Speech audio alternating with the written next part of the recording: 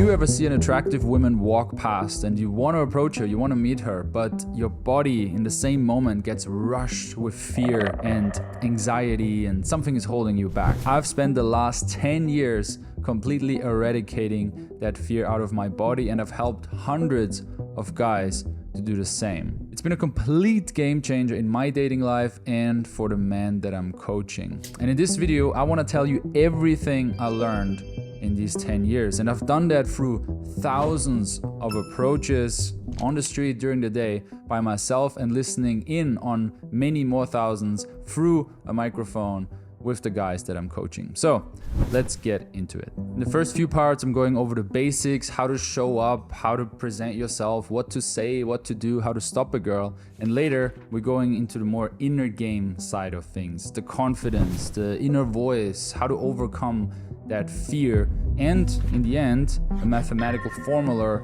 that you should stick to actually get results with this. Part 1, the way you show up.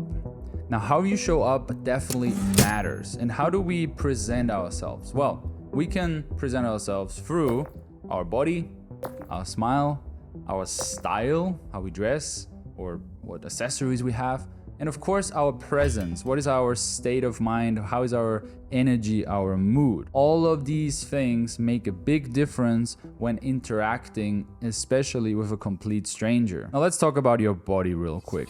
Do looks matter when it comes to dating, when it comes to seduction? Of course it matters, but it matters way less than people pretend to. It matters way less than you think. You have this notion in your head that I have to get fit first, I have to lose 3 kilos first, I have to get these muscles first, I have to shoot testosterone first, I have to, I don't know, get a hair transplant first, or make sure my beard really grows out before I can do one single approach on the street. This is complete bullshit. That's where I come in. I've coached many guys who are literally overweight. Show me the magic. Approached ladies and charmed them, got their number, went on dates and got laid. What the hell was that? Okay, so yes, it is a small part of your seduction score, but it's maybe 10% if you follow kind of like my 5 elements advice. Your charisma will always win over all the other elements. Next up, your style. Well, this one is easier because you can literally fix it in one day. You don't need to show status with your style. You don't need to wear any brands or expensive clothes, but you should know what you're doing. In my experience with myself, but mainly teaching guys, you know, coming to work with me and showing up in, to be honest, horrible clothes or stuff that looks like their mom picked it like 11 years ago, and then going shopping with them, transforming them into an archetype, I'm going to talk about that in a second, really made a huge difference. I've seen it. They approached 20 girls on day 1 before we went shopping, and they approached 20 girls on day 2 after we put a nice, you know, style on them, and the perception and the openness and the readiness of women to start a conversation was completely different and completely changed. So I said archetype. With style, again, don't worry about how much you're spending, but it's about who do you want to talk to and what do you have to communicate there for. Do you want to look like a businessman, right? Elevated. Do you want to impress women with your elegance, your maybe money, your job? Do you want to look like an adventurer? Do you want to attract girls who want to go on an adventure with you, who are adventurous themselves, who maybe don't want to settle down yet? Do you want to look like a cute artist, nerd, poet, depressed kind of guy, right? Or do you want to look like the efficient, dressed in black, young entrepreneur kind of guy on his hustle, on his thing? Now, those are archetypes. In my program, Social Transformation Program, we actually have a style consult in the first week of the program, where we really look at you and give you basically advice what to buy. That's the thing I do in the first week. We have a female coach in there who knows even more and even better how to make a good impression with clothing, and her job it is to look at you, to check what archetype you want to communicate and what stuff you simply have to buy to reach that archetype, and she's going to check in with you throughout the week to get that sorted. Now, a thing you can sort even faster than style is your Smile. Just smile. Why so serious? A lot of guys are understandably afraid when they approach women on the street, especially the first couple of times. So their face communicates that. It's like scared, deer in a headlight, not confident, anxiety. And the woman can, of course, read that. And she doesn't read it slowly. She reads it in the first microsecond. You show up and you're like, hi. And she knows that something is off. And actually, a lot of women are very patient, to be honest. They understand it is hard. Not 100% because they never had to do it themselves, but they know it takes balls for a guy to walk up and, give a compliment. So they're patient. They will stick it out. But for sure, if you just come in with a smile, it shows you're more relaxed. It shows you're more confident and you actually enjoy what you're doing here. And mainly, you have confidence that it's gonna work, right? Which will give her confidence that it also should work. Okay, so the smile mainly communicates that you are comfortable in what you're doing, which makes her comfortable, which will set you off on a way better start into a conversation with a stranger than if you look like a deer in a headlight. Now, the fourth thing you're showing up with is your presence. What does that mean? Admittedly, presence is a bit of a vague term, right? Why would it make a difference if I'm dressed well and my body is shaped well and I'm smiling and I'm giving this confident vibe? What does present have to do with all that? Well, let's say it like this. 2 scenarios. First scenario, you're in your head, you just send some messages for your job, you think about your boss, you think about what you got to do tomorrow, you're kind of annoyed at your buddy because it was late, and then you see a beautiful girl and you say hi to her and you're just like, hey, you look sexy, whatever, right?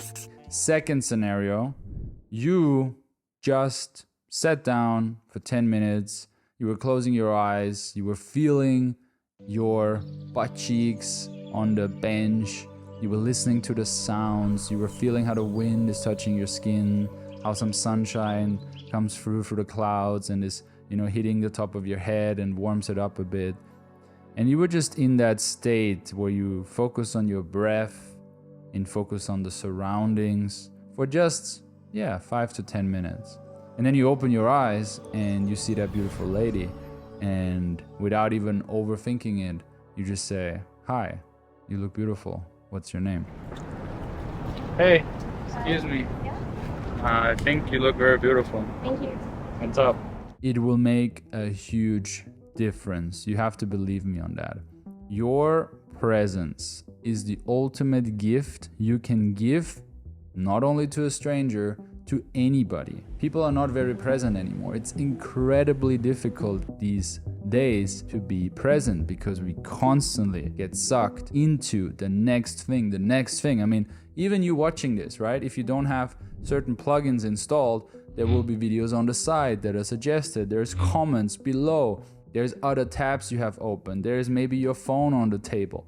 There is maybe a TV running in the back. There is constant stimulus. So if you can give somebody your full attention, your groundedness, your readiness to give and receive in this very moment, in the now, it is incredibly powerful. I could make a whole video on presence itself and, kind of like secret hack here. If you learn to be present, your results with women will go through the roof.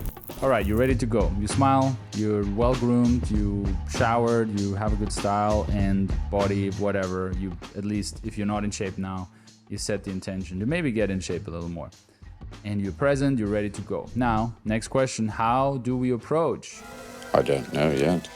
I'll do anything you want. Well, most women will not be sitting down on a park bench. Sometimes it happens, that's good. A lot of women will be moving. They will even be rushing. Can I walk with you for 1 minute? Whoops. And talking to you is dangerous already. Right? So we have to look at how do we stop women. When it comes to stopping, a few things to consider. First of all, again, energetically, be with her. Don't hide yourself when approaching. Don't show her that you were unsure until the very last moment of what are you gonna do, if you should do this, what's happening. Show her with your smile, eyes, direction, presence that you want to communicate with her, no matter where you are and where she is, no matter what direction you're gonna hit her on, right? The basics are obviously the front approach and the back approach. So first one, front approach, kind of like my favorite because it's confident, it's in the moment, it's very smooth and slick. She walks your way, you walk her way. Don't run into her way. That's the first thing. It's very confrontational and kind of doesn't make sense. People don't just run into each other. What you do instead is you start looking at her to the side, you know, so you're both on your own kind of paths. You start looking at her, you start smiling at her, and you start maybe waving at her or even saying something like, hey, excuse me. And then hope that you get her attention that way. She hopefully slows down. You can slow down at the same time as well. The signal, hey, we should come to a halt here. I got something important to tell you. That's a very important thing here to say as well. Put some urgency into this stuff, right? If you just like, hi, she would walk past you. She's got your own shit going on.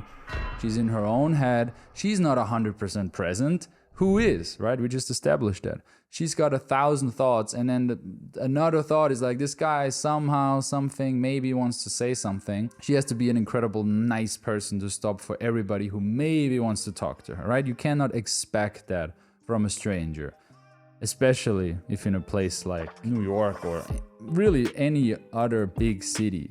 There's constant distractions, there's people asking for shit, people offering stuff, and she in the first second probably assumes you just want to sell something. I'm not gonna sell you anything.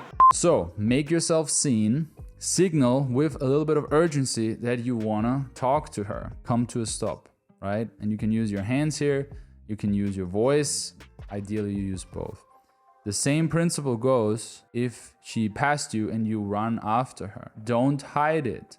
Also, don't get too close. And definitely don't ever touch a girl when you approach her. It makes no sense. If you need to touch her, it means you didn't do well enough with your presence, with your smile, with your voice, with your gestures, with your positioning. Maybe you didn't run fast enough, right? If she's fast, well, be faster and catch up, right? She might be the girl of your dreams. Why are you so slow, bro? Whoa, hi, sorry, excuse me. You look gorgeous. So I decided to at least say hi. Thank you. But you're in a rush. I've just gotten married 2 days ago. Wow, congrats. So I'm not going to waste your time. Of course. Well, enjoy marriage. Thank you Bye. so much. What a lovely married woman. I'm just joking because I've seen it. Like, girl walks at 4 kilometers per hour and student runs after her at 3 kilometers per hour. I'm like, bro, you're never gonna catch up. I think he's not gonna do it. Like, the law of physics tells you that she's gonna outrun you. Just fucking take 10 big steps and you're gonna be in front of her. Hi, sorry. You have a lot of energy walking, but I noticed you. I noticed you because of that. Do you mind? My name is Alex. You look wonderful. Let's say she notices you and she's slowing down a bit and you kind of tell her, hey, hold on for a second, or hi, or hey, excuse me, or hey, stop for a second. Whatever level of urgency or authority you want to have, right? I would experiment with that. You want to get in front of her, and what you want to do is that. Just say hi, or excuse me, or hold on, until you sense there's a little kind of like bit of pause and curiosity in her mind, right? It's a little bit of, yeah, like, hey, what's going on, or what's wrong, right? Or what is it, right? And then you deliver your opener. A big mistake guys make is they mush it all into one. And why are they doing this? Because they're nervous. They want to get it out quick, or they even want to get it over with quick. So they kind of stop the girl in a half-ass way, mumble the hi, excuse me, don't smile, right? And just say something real quick. Hey, excuse me, you look beautiful. Hey, I wanted to tell you that you look nice today. Hey, sorry to stop you, but I will. Can you stop? I want to talk to you. Hello. You're cute. Thank you. Bruh. Didn't work. It's just like, you're not even trying. You cannot count that as a proper approach, and you cannot expect that a stranger would respect you and give you their time and presence if you are not properly making an effort with your body, with your presence, and with your voice. Next part, openers. So you looked at her, you smiled at her, you said hi, or hold on, or excuse me. She stopped. Awesome. Now we wanna deliver our opener. And there's the old long debate between direct openers and indirect openers. And I'm, of course, a big proponent of direct. And I'm gonna explain why. If you talk to a girl that you're attracted to and you open her indirectly, which means you ask for something, you ask for direction, you ask for what's a cool thing to do, or you label yourself as a tourist and you want to gain some information, or you ask for even where she bought that dress or where she got that bag from, or any other thing that is not I'm a man and you're a woman and I'm attracted to you, is kind of indirect, right? And there's different shades of it. Now, I'm not a big fan of it because eventually you have to tell her anyway your real intentions. And that shift from indirect to direct is pretty fucking cringe, if you ask me. For many reasons. First of all, it's weak because a strong man just says what he means. Secondly, she knows anyway what you're up to, right? If you need directions, use your phone. If you need tourist advice, use your phone. If you want to know where she got that bag from, you don't give a fuck, let's be honest. You're not a fashion designer. You're not working on a collection. You're not working for Zara in the bags department, right?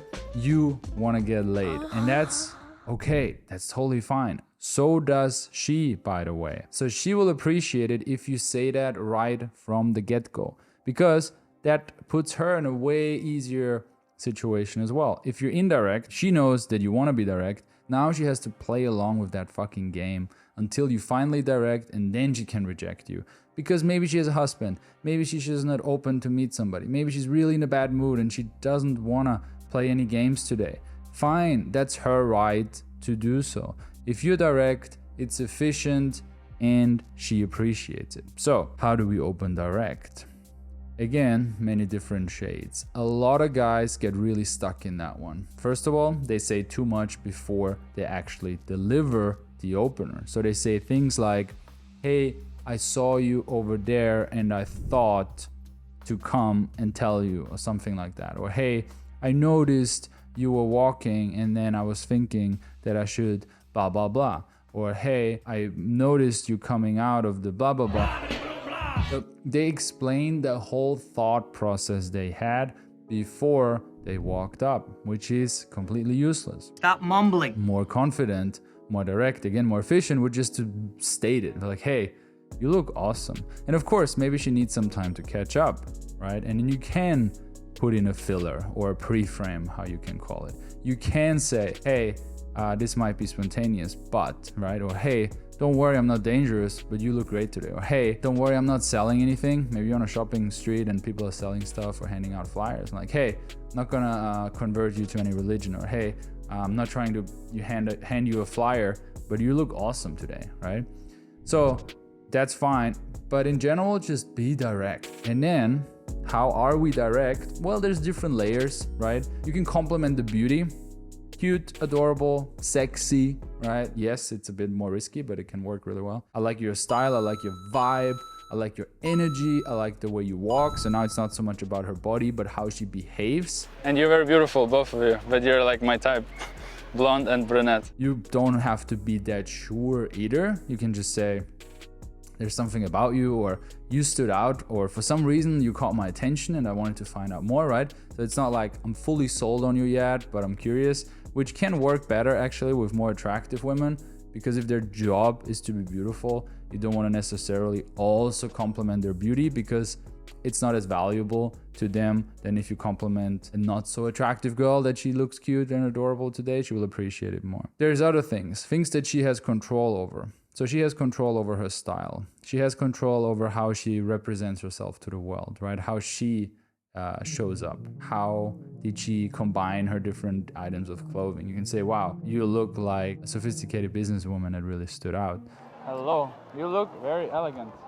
What's your name? You know, how are you? Or what's the plan today? Or hi, nice to meet you, or whatever, right? You can say, hey, you look so sweet and innocent, but something about you got me curious. Or you can say, hey, I love that flower dress on you. you really bring some sunshine in this rainy weather, for example, right? It doesn't matter actually, because all of these things that I said, the underlying energy is I like you and let's do something about it. I did my work, and now she can decide that she want to reject you, which, by the way, side tangent, you are putting way too much thought onto rejection. Women, in my experience, through thousands of approaches, don't just reject a guy. They're friendly. If you do everything I've said until this point, she has no choice than be friendly, really, right? And friendly can be, sorry, I'm busy, and she walks off, or, oh my God, that's so sweet, or sorry, I have a boyfriend, but you're really cool. Or she ignores you, but then don't take it personally, right? Gonna talk about the inner side, the inner game side of this a bit more later. But get this thing out of your head that you're getting rejected. You are not getting rejected. At the worst case scenario, your authentic offer to meet a stranger and communicate and maybe make a tiny connection gets shut down a bit early. Okay, fine. Life goes on. It's not a big deal. The fear you have right now is irrational. And I know that doesn't help you, me saying that. And I know even after thousands of approaches, I still feel a lot when I talk to a girl. You know, the emotions are still there.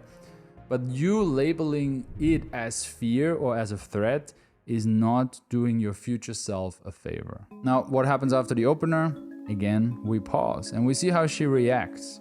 And this pausing thing, which I mentioned a couple of times now, right? Like, get her attention, pause, say hi, pause, deliver an opener, pause. Yeah. I was not to say. Oh my God. Is very, very important. First of all, it slows things down, and you want to slow things down because probably you're talking too fast. No, someday. But I will. Yeah. Let me know when you get there. Okay. Yeah. Pardon? Also, it gives you time to think. Also, it makes you come off as more confident, as more comfortable, and also by that will make her relax more as well. If she is open to having a short conversation, she will react positively, and she might ask you a question if you pause long enough, or she will just wait, okay, what's next? And then we go into conversation. I will make a whole video that, if I made it by now, you can click in the corner to see, about conversation in itself, because obviously it's a big topic, right? People ask, what do I say? What questions do I ask? What topics do I go into? What do I avoid? When do I switch topic? What do I do if I run out of things to say is one of the biggest fears. So I want to make a whole other video on the conversation part itself, but just a little tip here for this video is the content matters way less than the underlying emotion in the conversation. So I can make a topic about some t-shirt I just bought at Zara, really entertaining and fun and emotional, and attach it to some deeper emotion or motivation or what drove me to buy that white t-shirt, then having a conversation about literally her job and her mission and what she's been up to the last 3 years or what she's studying. So the way you deliver a topic, if you hit certain emotions in that topic, matters literally 10, 20 times more than the stuff you talk about. I would even argue the exact topic you talk about doesn't matter at all. You want to get across a certain vibe, a certain emotion. Because what are you doing with this conversation really, right? You're not yet getting to know each other. You're not exchanging information. You're just checking. She's checking, is this guy normal? And you're checking, is this working? So you're just standing there basically feeling each other's vibe, right? Are we vibing? Because she's not going on a date with you to have an intellectual, factual conversation. She's not going on a date with you to get lectured. She's not going on a date with you to learn something, right? All of that she can just do at home on YouTube or Netflix. She's going on a date with you because she feels something, because she's excited. There's some electricity between you and her. So again, the emotion in the conversation matters. The way you say things, the moment you pause and put some pressure on her. The sudden change of tone, right? The way you put your voice down to make a point. All that will cause, and all these things will trigger certain emotions in her. And if you handle, again, the principle of pausing and putting pressure correctly, it will be positive emotions, positive pressure, positive tension, sexual tension. This is the art of conversation. But like I said, it's such a big topic. I'll make another video and you can watch it if it's already done. Now, assuming it went well and you do feel something and she feels something, of course you want to see her again. And we get to the close. Now again, guys kind of overthink that part. Really see it that way. You want to see her again. She wants to see you again because the interaction was positive and you showed a little bit of your side. And again, not your intellectual, factual side, but your emotional side, that you're a fun guy, that you're potentially cool to hang out with. And she did the same and you're excited to see her again. So that is established. Now, the closing part is just the bridge between these two interactions, the first time you talk and the second time.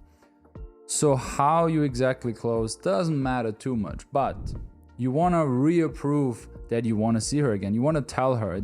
It's nice to hear, right? You can say things like, hey, this was fun talking to you. I want to hang out with you. Or, hey, it's so fun chatting with you, but I need to go. Let's continue this soon. Hey, you're a sweet person. We'd love to get a drink. What are you doing tomorrow? What are you doing here? Well, I'm going home now because I'm meeting a friend. So I just came from work right now, literally. I'll let you go. Let's Yeah. have a drink or whatever one day. Yeah, I'm in a detox period. We chill, now, we but- chill. Detox. Let's have a juice. Detox. Yeah. Okay. Anyways, well, careful. nice to meet you Bye. and see you soon, hopefully. Bye bye. For example, right? So it lets her know, it reconfirms this guy's interested in me. You state your intention, it's strong, it's clear, it's not wishy-washy, and you're being a man. Because what would be the negative side of that? It's like, hey, so maybe you want to meet again? Hey, maybe you are free this week to hang out?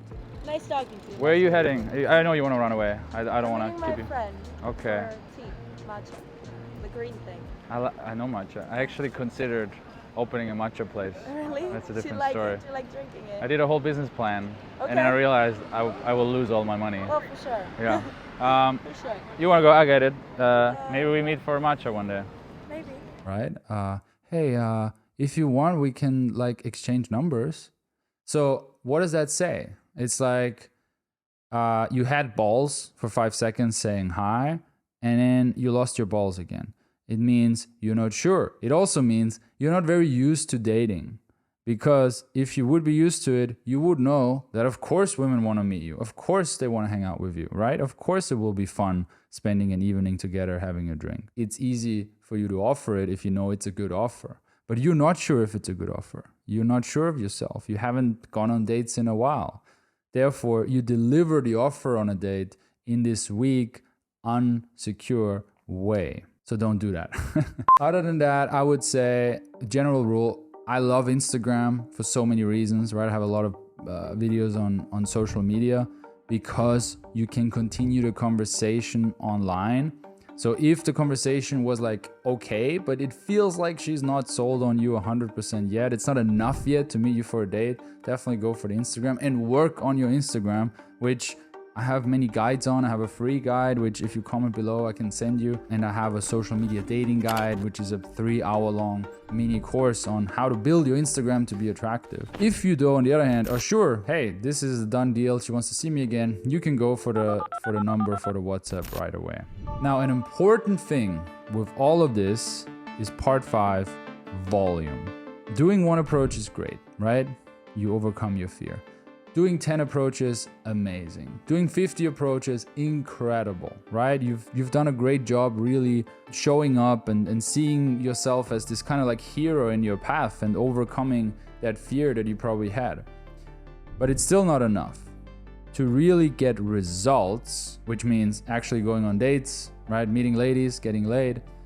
I would say, and I made a video on this as well, and I think it's still on the whiteboard here, you should do about 500 approaches in a time span of 4, 5, 6 months, right? So you have to see this whole thing as a transformational period in your life. It's not necessarily a lifelong thing. I get it. You don't want to chase after women all your life on the street. Maybe you're, already in your late 30s, 40s, 50s. But you have to see it as the skill that you learn. It's kind of like you learn cooking, or you learn how to fix your car, or you learn a language, or you learn an instrument, right? There's always a period where you just go really hard, where you have to go really hard. If I want to play the guitar, but I'm only putting in 20 minutes every 2 weeks, it will take me a fucking long time to even play some chords. If I wanna get really fit and I do one workout every 2 weeks and I don't push that hard, my body won't transform at all, right? Especially if I don't change my nutrition either. And it's the same here. If you wanna really overcome that voice in your head that we mentioned before, and you wanna acquire that skill, and you wanna be the kind of guy who can see a beautiful lady on the street and takes action without constantly overthinking, you have to make this a pursuit. You have to really take action. And I get it. I'm gonna talk about this. This is hard, right? You might say now, okay, I wanna take action, Alex, and I wanna do this, but I can't. I'm too scared. Okay, you have two options. I mean, one option is just give up, right? But you have two serious options if you want to take it serious. Get a coach, seriously, right? If you want to learn anything else in your life, or you have any other issues, or you want to acquire a skill or get a diploma, it's very natural to get a teacher. It's very natural to get a coach, especially if you maybe have a little more money, but a little less time, which could mean maybe you are in your 30s or even your 40s, and you're like, I'm running out of time, I'm alone. Then get a coach, join the Social Transformation Program, or at least book a call below to get your first consultation for free. Now, if you're like, Alex, I'm completely broke, I'm a student, or I just earn very little money and my expenses are high.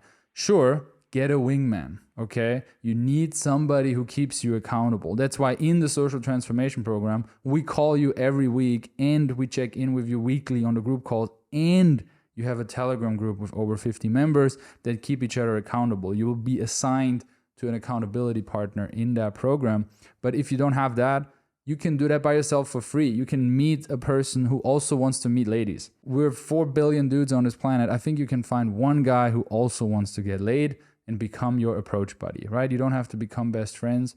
You don't even have to align on everything, but you can push each other to talk to more women. Now we're going to dive into the most common excuses in a second, but right away, one of the biggest excuses is, Alex, I don't see any women. There's not enough women out there, right? Which is interesting because when you haven't done any approaching, you always see these women who you want to approach, but once you decide, I really want to do it, suddenly there's nobody around, okay? Hello, A-boy.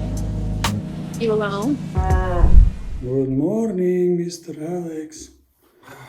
That's kind of the first thing. Don't bullshit yourself. Be honest to yourself. Are you suddenly in the mode that you only approach your personal 10, you only approach women that you could be your girlfriend, or you're open to just meeting strangers? Because if you do the second one, there is always somebody around, okay?